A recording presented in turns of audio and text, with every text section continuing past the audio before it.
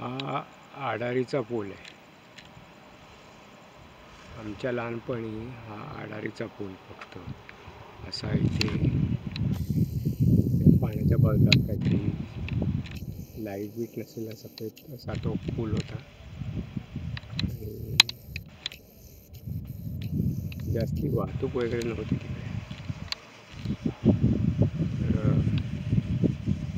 आता गाड्या काही जाताना दिसत आहेत. त्याच्या बाजूला आता त्यांनी एक नवीन फुटपाथ तयार केला आहे आणि हे बनवलं आहे.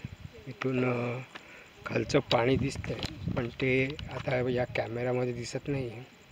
ते पाण्यात एकदम हे आहे, तळ दिसतोय, त्यात मासेचा बुडूक बुडूक म्हणून आवाज येतोय. इथे आता एक देऊळ बनण्याच्या प्रोसिजरमध्ये आहे.